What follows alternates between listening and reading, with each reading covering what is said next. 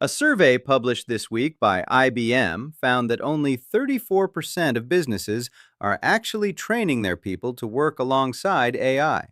The other 66% are buying tools their teams don't know how to use. I've watched this exact pattern play out across every major technology cycle I've lived through. The number changes, the pattern doesn't. Here's what it looks like in practice. An owner hears enough about AI that they feel behind. They buy something.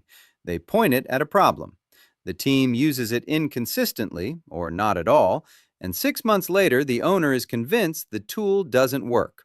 So they either cancel it and go back to doing things manually, or they buy something else and repeat the cycle. Neither outcome is the tool's fault. The reason this keeps happening is straightforward. Buying a tool feels like progress. Training people feels like overhead. So owners prioritize the purchase and defer the preparation. But a system your team doesn't understand is not an asset. It is a liability with a monthly subscription. The cost doesn't show up as a line item. It shows up as a process that never improves, a team that doesn't trust the technology, and an owner who is still doing manually what they paid to automate. What it quietly costs is harder to see than a missed invoice.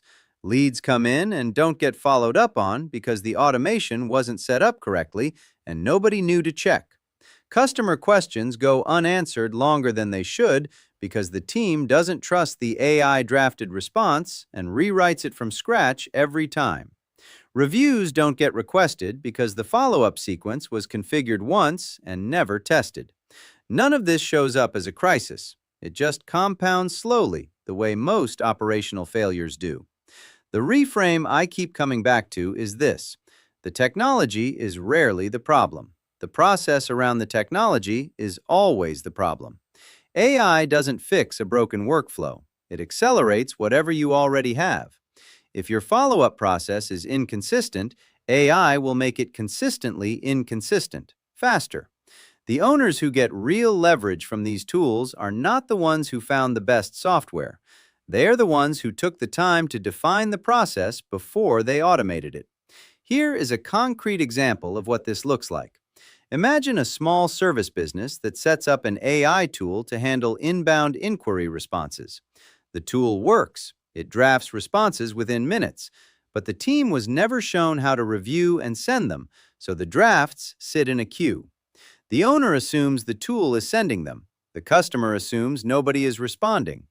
A week later, the customer has already hired someone else. The AI did its job. The process around it failed completely. The practical fix is less complicated than most owners expect. Before you automate anything, write down what the process looks like today, step by step. Then decide what the process should look like. Then, and only then, look at where automation fits. When you deploy it, walk your team through it. Not a one-time training session, a real walkthrough with time to ask questions, with a clear owner for each step. The boring part of implementation is the part that actually determines whether the tool works. I've watched businesses with modest tools outperform businesses with sophisticated ones consistently because the modest tool businesses understood what they had. The sophistication of the technology is not the constraint.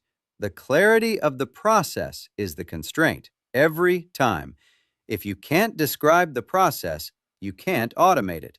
And if your team can't run it, you don't have a system. You have an expense.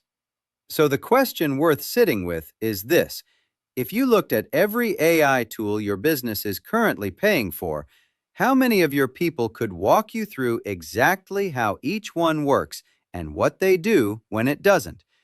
That answer tells you more about your AI readiness than any software demo ever will. I am Glenn, the AI avatar of Greg. Like and subscribe for more. Stay human, stay sharp.